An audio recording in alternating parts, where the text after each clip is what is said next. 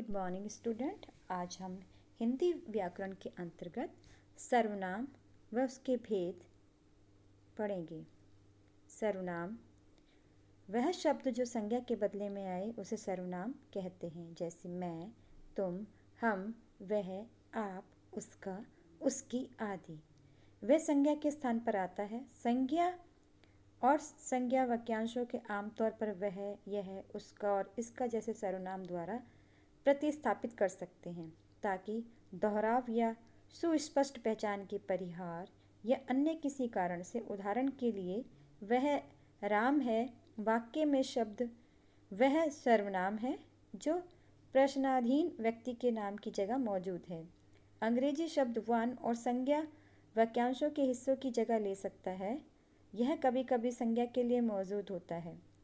मूल सर्वनाम हिंदी के मूल सर्वनाम 11 हैं, जैसे मैं, तू, आप, यह, वह, जो, सो, कौन, कोई, क्या, कुछ आदि। प्रयोग की दृष्टि से सर्वनाम 6 हैं। पुरुषवाचक सर्वनाम, निश्चयवाचक सर्वनाम, अनिश्चयवाचक सर्वनाम, संबंधवाचक सर्वनाम, प्रश्नवाचक सर्वनाम, निजवाचक सर्वनाम। पुरुषवाचक सर्वनाम में आते हैं मैं, तू, वह, मैंने आदि। निजवाचक में आप, निश्चयवाचक में संकेतवाचक जो है यह, वह, अनिश्चयवाचक कोई और कुछ, संबंधवाचक जो, सो, प्रश्नवाचक कौन, क्या। सर्वनाम दो शब्दों के योग से बना होता है, सर्व प्लस नाम, अर्थात जो नाम सबके स्थान पर प्रयुक्त हो उसे सर्वनाम कहा जाता है। सर्वनाम के उदाहरण, मोहन 11वीं कक्षा में पढ़ता है। मोहन स्कूल जा रहा है। मोहन के पिताजी पुलिस में हैं। मोहन की माताजी डॉक्टर हैं।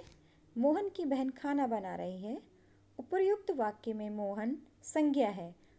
इसका प्रयोग बार बार हुआ है और बार बार मोहन शब्द को दोहराना वाक्य को अरुचिकर व कम स्तर का बनाता है। यदि यह वाक्य में मोहन संज्ञा को छोड़कर अन्य जगह सर्वनाम का प्रयोग करें तो वाक्य रुचिकर व आकर्षक बन जाएंगे, जैसे मोहन 11वीं कक्षा में पढ़ता है, वह स्कूल जा रहा है, उसके पिताजी पुलिस हैं, उसकी माताजी डॉक्टर हैं, उसकी बहन खाना बना रही है। इस प्रकार हम वाक्य संज्ञा के स्थान पर इसका प्रयोग कर सकते हैं। सर्वनाम की परिभाषा, वह शब्द जो संज्ञा के बदले में आए वह सर्वनाम कहलाते हैं, जैसे मैं, तुम, वह आदि। पुरुषवाचक जो है सर्वनाम, पुरुषवाचक सर्वनाम वक्ता बोलने वाला, श्रोता सुनने वाला तथा किसी अन्य के लिए प्रयुक्त होता है, उसे पुरुषवाचक सर्वनाम कहते हैं, जैसे मैं, तू, वह आदि। उसने मुझे बोला था कि तुम पढ़ रही हो। उपयुक्त वाक्य में ध्यान से देखने पर पता चलता है कि इस वाक्य में 3 तरह के पुरुषवाचक शब्द आए हैं। उसने, मुझे, तुम, अतः स्पष्ट होता है कि पुरुषवाचक सर्वनाम के 3 भेद होते हैं। पुरुषवाचक सर्वनाम के भेद, पुरुषवाचक सर्वनाम के 3 प्रकार होते हैं, उत्तम पुरुष, मध्यम पुरुष, अन्य पुरुष। उत्तम पुरुष, वक्ता जिन शब्दों का प्रयोग अपने स्वयं के लिए करता है उन्हें उत्तम पुरुष कहते हैं, जैसे मैं, हम, मुझे, मैंने, हमें, मेरा, मुझको आदि। मध्यम पुरुष, श्रोता संवाद करते समय जिन सर्वनाम शब्दों का प्रयोग करता है उन्हें मध्यम पुरुष कहते हैं, जैसे तू, तुम, तुमको, तुझे, आप, आपको, आपके आदि। अन्य पुरुष, जिस सर्वनाम शब्द के प्रयोग से वक्ता और श्रोता का संबंध न होकर किसी अन्य संबोधन प्रतीत हो वह शब्द अन्य पुरुष कहलाता है, जैसे वह, यह, उन, उनको, उनसे, इन्हें, उन्हें, उसके, इसने आदि। निश्चयवाचक सर्वनाम, जो सर्वनाम निकट या दूर की किसी वस्तु की ओर संकेत करे उसे निश्चयवाचक सर्वनाम कहते हैं, जैसे यह, यह लड़की है, वह पुस्तक है, ये हिरन है, वे बाहर गए हैं जो है। इन वाक्यों को ध्यान से देखिए, जैसे यह मेरी पुस्तक है, वह माधव की गाय है, वह राम के भाई हैं। इसमें यह, वह सर्वनाम शब्द किसी विशेष व्यक्ति आदि को निश्चित संकेत करते हैं, अतः ये संकेतवाचक भी कहलाते हैं। निश्चयवाचक और पुरुषवाचक सर्वनाम में अंतर व समानता। राम मेरा मित्र है, वह दिल्ली में रहता है, पुरुषवाचक सर्वनाम है जो है।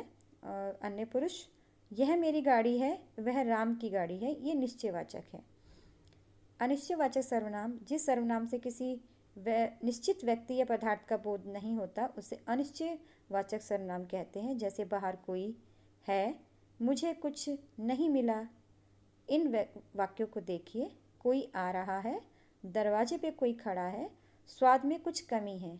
कोई कुछ सर्वनाम शब्दों में किसी घटना या किसी के होने की प्रतीति हो रही है, किंतु वास्तविकता निश्चित नहीं हो रही है, अतः यह अनिश्चयवाचक जो है सर्वनाम है। संबंधवाचक सर्वनाम, जो सर्वनाम किसी दूसरी संज्ञा या सर्वनाम से संबंध दिखाने के लिए प्रयुक्त हो उसे संबंधवाचक सर्वनाम कहते हैं। जैसे जो करेगा सो भरेगा। इस वाक्य में जो शब्द संबंधवाचक सर्वनाम है और सो शब्द नित्य संबंधी सर्वनाम है। अधिकतर सो के लिए वह सर्वनाम का प्रयोग होता है। इन वाक्यों को देखिए। जो काम करेगा, जो कर्म करेगा उसी को फल मिलेगा। जिसकी लाठी उसकी भैंस, जैसा कर्म वैसा फल। जो, उसे, जिसकी, उसकी, जैसा, वैसा। इन सार्वजनिक शब्दों से परस्पर संबंध की जो है प्रतीत हो रही है, ऐसे शब्द संबंधवाचक सर्वनाम कहलाते हैं। प्रश्नवाचक सर्वनाम, जिस सर्वनाम से किसी प्रश्न का बोध होता है उसे प्रश्नवाचक सर्वनाम कहते हैं। जैसे तुम कौन हो, तुम्हें क्या चाहिए। इन वाक्यों में कौन और क्या शब्द प्रश्नवाचक सर्वनाम है। कौन शब्द का प्रयोग प्राणियों के लिए और क्या शब्द का प्रयोग जड़ पदार्थों के लिए होता है। जैसे तुम क्या कर रहे हो, क्या राम पास हो गया, मास्टर जी का क्या नाम है, वहाँ कौन खड़ा है, यह काम कैसे हुआ। क्या, कौन, कैसे आदि सर्वनाम शब्द प्रश्नवाचक कहलाते हैं। निजवाचक सर्वनाम, जो सर्वनाम तीनों पुरुषों उत्तम, मध्य, अन्य में निजित्व का बोध कराता है उसे निजवाचक सर्वनाम कहते हैं। जैसे मैं खुद लिख लूँगा, तुम अपने आप चले जाना, वह स्वयं गाड़ी चला सकती है। उपयुक्त वाक्य में खुद, अपने आप और स्वयं शब्द निजवाचक सर्वनाम है। इन वाक्यों को देखिए। मैं अपना काम स्वयं कर सकता हूँ। मेरी माताजी अपने आप भोजन बनाती है। मैं अपनी गाड़ी से जाऊँगा। मैं अपने पिताजी के साथ जाऊँगा। इसमें अपना, अपनी, आप सार्वनामिक शब्दों से अपने या अपने का बोध होता है, उसे निजवाचक सर्वनाम कहते हैं। महत्वपूर्ण तथ्य व स्मरणीय बिंदु, संज्ञा के बदले आए शब्द को सर्वनाम कहते हैं। इसके 6 भेद हैं। पुरुषवाचक सर्वनाम के 3 भेद हैं। उत्तम पुरुष, मध्यम पुरुष, अन्य पुरुष। इस शब्दों का संबोधन नहीं होता।